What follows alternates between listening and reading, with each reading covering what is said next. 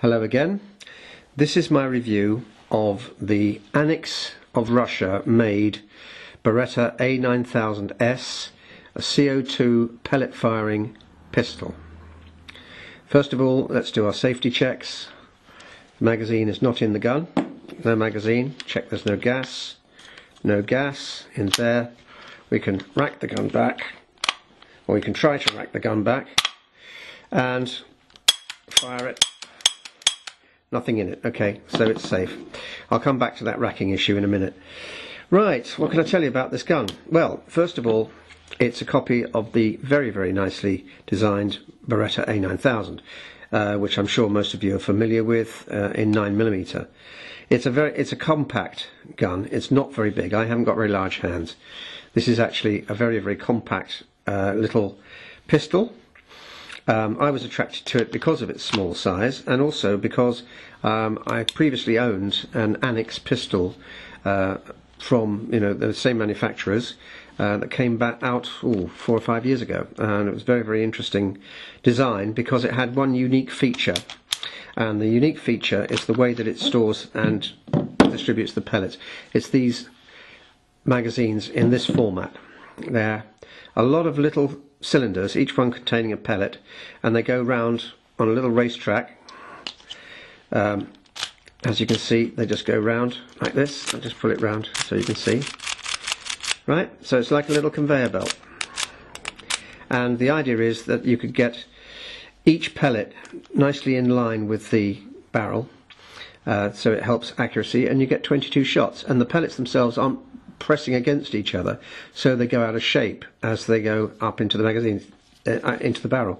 So it's a very, very clever idea. How well does it work? Well, it works extremely well. You have to put up with a couple of small things, but I'll come on to that in a moment. What is nice about this gun is that when you buy it, they give you 2 magazines. They give you 2.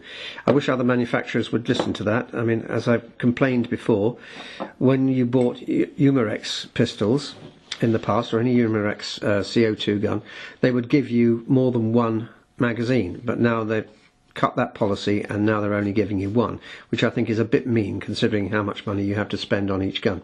But that's not a criticism of these people. Anics of Russia, they're doing it the right way. They're giving you 2 magazines, which is, I think, full marks for that. I think that's a great piece of marketing.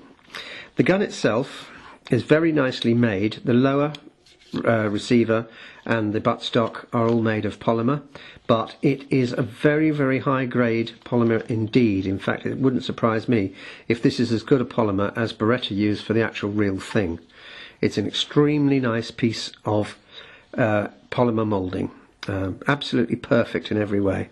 I can't fault it. It's got a little bit of a seam running along the bottom, but not significant. As a matter of fact, it's an extremely, if that's the only seam you get, that's a pretty good result, frankly. The trigger, much to my disappointment, is made of polymer also. I don't like polymer triggers. I like metal triggers personally. The hammer is made of metal, as are most of the hammer and trigger group components, and in fact it works quite well. You can see in double action. It's a long pull, but it's quite precise. The trigger pull itself, now notice this, you have to pull the trigger right to the back, and that's where you are. You're about 1/8 of an inch away from the back of the trigger guard. Apply extra pressure and eventually it'll go off. As a matter of fact, it's not as bad as you think. It is quite a clean trigger pull on this, so potentially it could be quite accurate because the trigger pull's not bad at all. If you have a lousy trigger pull, your accuracy goes out of the window. Safety catch, it has a safety catch, although it doesn't work as well as I would like.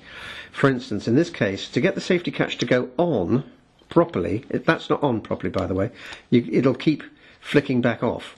So you see the red spot there. Red spot means it's ready to fire. What you have to do is cock the gun, then push the lever up. You can see that? Did you see me do that? I'll just do it again. Pull it down again. So you have to push this rather scientific looking lever up. It's ambidextrous. It's got an ambidextrous safety, which is great. Now here's the clever bit. When you push it up a bit further, it decocks the gun, just like the real thing. I'll do that again. from this side. See? So cock the gun, put it on safe, push it further, and it decocks. So that's rather a good feature, because it does actually emulate the gun of which this is a copy. Single and double action, like I said. This is not a blowback CO2 gun, which is a pity in a way, because they're good fun, but you can look at it the other way and say, well, all the gas is going to be used on firing a pellet, so if you're not too bothered about blowback, you get more, basically more shots out of a capsule. Right, let's talk about loading the capsule. Take a standard 12 gram CO2 capsule, as is the rule. Silicone oil, drop of silicone oil on the top. If you do that every time, your seals will last a heck of a lot longer.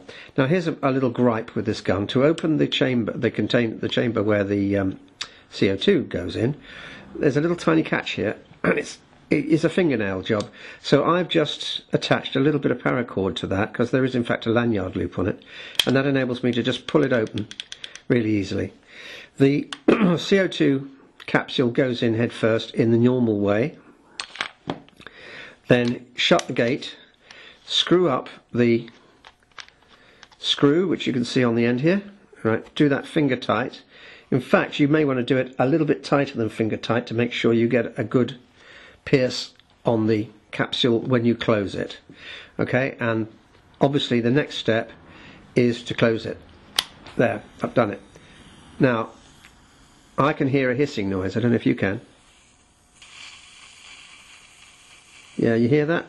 What that tells me is that it's not actually as shut as it should be, which is a real pain, because it means now what I've got to do is find a coin, stick it in there if it'll go. No, this coin won't fit. Alright, stop there a minute.